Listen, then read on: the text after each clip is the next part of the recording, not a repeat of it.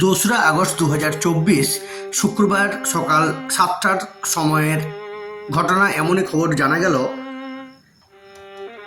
ঈশ্বরদার দামোদরের বাসের সেতু জলের তোড়ে ভেসে গেল। লাগাতার দুদিনের বৃষ্টির ফলে পশ্চিম বর্ধমান, আসানসোল ও বাঁকুড়ার সালতোড়া সংযোগকারী ঈশ্বরদার দামোদরের সেতু জলের তোড়ে দামোদর নদীর ওপর ঈশ্বরদার বাসের সেতু উড়ে গেল।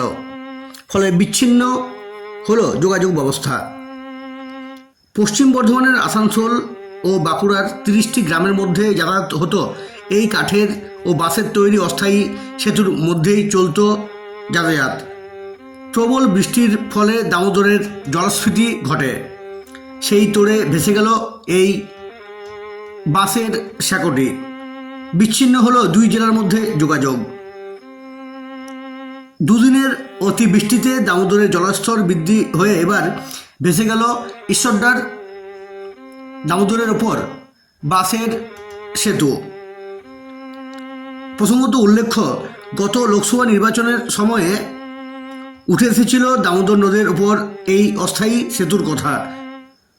পশ্চিম বর্ধমানের আসানসোলের সঙ্গে বাঁকুড়ার সালতোড়া বিধানসভার অন্তর্গত অন্তত 30টি গ্রামের সংযোগ রক্ষা করত এই অস্থায়ী সেতু।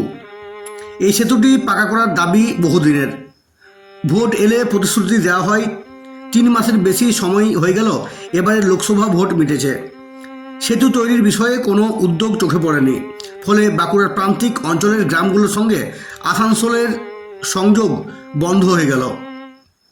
এর পাশাপাশি প্রতিদিন রুজি রুটির টানে নদী পারাপার করেন এমন হাজারো মানুষ সমস্যায় পড়লেন।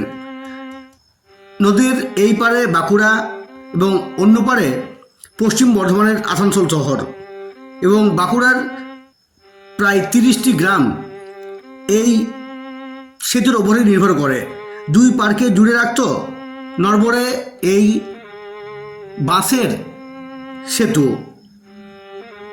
এবং বাঁকুড়ার এই পারে রয়েছে পর্যটন ক্ষেত্র বিহারীনাথ, আর এই পাহাড়ে রয়েছে বহু দেখার স্থান। এবং উল্টো দিকে রয়েছে আসানসোলের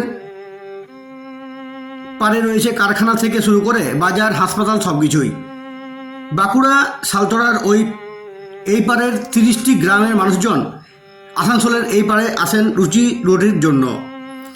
প্রতিদিনই সকালে কেউ না কেউ আসেন সবজি বিক্রি করতে, কেউ বা আসেন দিন মজুর খাটতে আসানসোলে, কেউ বা ইস্কো বা অন্যান্য কারখানায় কাজ করতে। শুধু তাই নয়, বাঁকুড়া জেলাতে হলেও বাঁকুড়ার এই প্রান্তিক গ্রামগুলো মানুষজনের কেউ অসুস্থ হলেও বাঁকুড়ার পাশাপাশি আসানসোলও জেলা হাসপাতালে নিয়ে যাওয়া হয় তাদেরকে। অন্যদিকে আসানসোল এবং অন্যান্য জেলা থেকে বহু পুণ্যার্থী বিহারীনাথ পর্যটন কেন্দ্রেও যান। বিশেষ করে এই শ্রাবণ মাসে প্রাচীন দেবতা বিহারীনাথের মাথায় জল ঢালতে হাজার হাজার দর্শনার্থী এই কাঠের সেতু পার করেই পাড়ে যাতায়াত করেন। অর্থাৎ দু পাড়েরই ভরসা দামোদর নদীর উপর এই কাঠের বাঁশের সাঁকো। দীর্ঘ সময় ধরে দাবি উঠলেও বাঁশের কাঠের তৈরি অস্থায়ী সেতু থেকে স্থায়ী সেতু এখনও তৈরি হয়নি। সেই সেতুই শুক্রবার সকালবেলায় দামোদরের জলস্রোতে ভেসে গিয়েছে।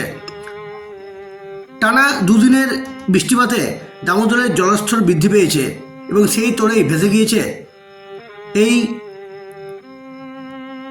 কাঠের ও বাঁশের তৈরি সেতুটি।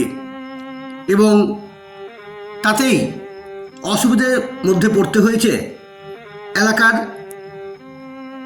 জনসাধারণকে।